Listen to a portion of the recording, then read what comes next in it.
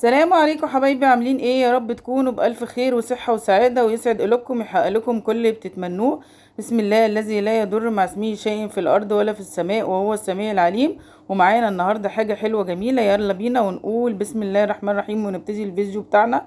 النهاردة جبت دي كوباية لبن يا جماعة، ودوت بسكوت سادة. لو حباه بالشوكولاتة براحتك، لو حباه فانيليا زي ما انا جايباه كده براحتك. دول بفضل خير ربنا يعني 4 بواكي بسكوت سادة، من اللي هو الباكو ب5 جنيه ده. هعمل ايه؟ هنعمل حاجة حلوة كده، تحلية بالمانجا.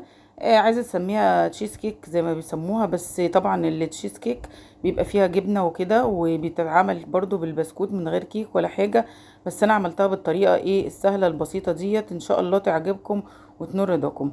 هنا بعد ما رصيت بقى البسكوت بتاعي طبقتين، جبت عندي نص كوباية من الكريم شانتيه، و... اللهم صل على النبي 3 معالق لبن بودر، وربع كوباية سكر. وحطيت شوية مية بما يعادل برضو يعني ربع كوباية، وحطيتهم بقى في العجان كده، وهضربهم لحد ما الكمية تتضاعف والقوام يتقل زي ما انتم شايفين كده. وعندي منجاية واحدة بس هاخدها اقشر بعد بقى ما القوام تقل، هركنه على جنب واجيب المنجاية بتاعتي، بس منجاية واحدة بس، وهقشرها. وبعد كده بعد ما اقشرها اقطعها مكعبات، بس مكعبات تكون ايه، تكون صغيرة. بعد هنا ما قشرتها بقى يعني الطريقة اللي تعجبك بتقشريها بيها. انا شلت القشرة الاول، وبعد كده طلعت كده القطع بتاعت المانجا من البذرة بتاعتها. وبعد كده هقطعها مكعبات صغيرة، وهجيب بقى الكريم شانتيه بتاعي. هاخد منه جزء احطه في البولة ديت زي ما انتم شايفين كده. مش هفضي الكمية كلها، هحط جزء في البولة، وهفضي عليه اللهم صل على النبي المانجا بتاعتي. هنا بصوا ديت مانجايه، بس زي ما انتوا شفتوها كبيره كده شويه. هضيفها بقى على ايه، على الكريم شانتيه بتاعي، وادمجهم مع بعض. اسفه طبعا على الحبه اللي وقعوا دول. وهنا كان عندي مكعبين شوكولاته بيضه، سيحتهم كده في ميه دافيه او في الميكروويف زي ما انت تحبي، لتعزيز الطعم يعني. بس لو مش عايزه تحطيهم ما تحطهمش. هنا طبقتين بسكوت حطيتهم فوق بعض.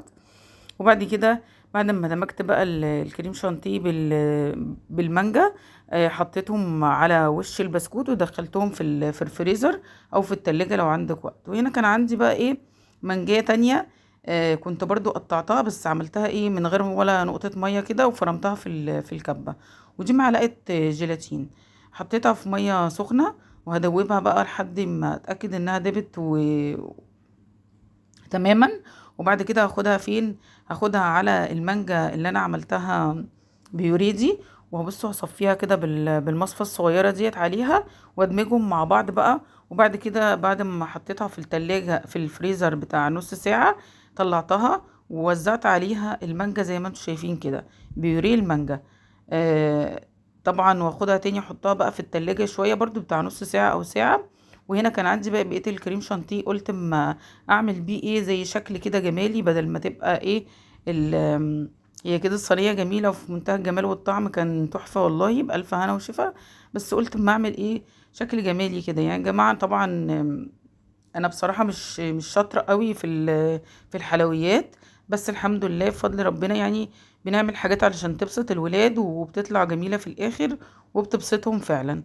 بأقل الامكانيات ان احنا ممكن نجدد كده ونعمل لهم حاجات حلوة، ونعمل لهم أكلات مختلفة فبتعجبهم. بدل ما بنروح نشتري حاجة زي كده، بنروح نشتريها من بره بشيء وشويات. فاحنا هنا عملنا ايه، جبنا 4 بواكي بسكوت بسعر الواحد والله ب5 جنيه. جبت 4 ب20 جنيه. وكان عندي منجية في منجتين في التلاجة. ب... عملت واحدة قطعتها قطع زي ما انتم شايفين كده، والتانية عملتها بيوريه، ضفتها على وش الايه، على وش البسكوت بتاعي. وشويه كريم شانتيه برضو كانوا عندي في التلاجة، ما اشتريتهمش ولا حاجه، كنت شاريهم من قبل كده. بشتري انا من فتره لفتره كده، بشتري ربع بربع واخليه عندي في التلاجة استخدمه. وعملنا حاجه حلوه بسطت الولاد وبسطتنا، وكان طعمها في منتهى الجمال، بدل ما هنروح نشتري طبق من دوت من بره بالشيء الفلاني. وكان طعمها تحفه. وكان عندي صوص قصدي فراوله من اللي هو الجاهز ده. برضو زينت بيه كده الاخر الصينية بتاعتي او البايركس بشكل كده عشوائي كده، بصوا زي ما انتم شايفين كده. وقطعت بقى منها، وكانت والله والله والله ما بكذب عليكم في ولا كلمة من اللي انا بقولها، كان طعمها تحفة تحفة تحفة تحفة، بألف هنا وشفا. اتمنى ان انتوا تجربوا الطريقة وتعجبكم، ويا ريت ما تنسوش تعملوا لي لايك والشير وتفعيل الجرس عشان يوصلكم مني كل جديد. واتمنى ان انتوا تشتركوا في قناتي عشان قناتي تكبر بيكم ومعاكم. يا ريت بالله عليكم يا جماعة تدعموني علشان القناة تكبر بيكم ومعاكم. واتمنى يا رب ان اي حاجة اكون بعملها تعجبكم وتنور ايدكم، وتكون فكرة بسيطة وطريقة بسيطة سهلة نقدر نطبقها ونبسط بيها ولادنا وتعجب ولادنا ان شاء الله. بصوا طعمها تحفة. واتمنى حبايبي ان انا اشوفكم بكرة في فيديو جديد، وان الفيديو بتاعي النهاردة يعجبكم وينور ايدكم، ومع الف سلامة.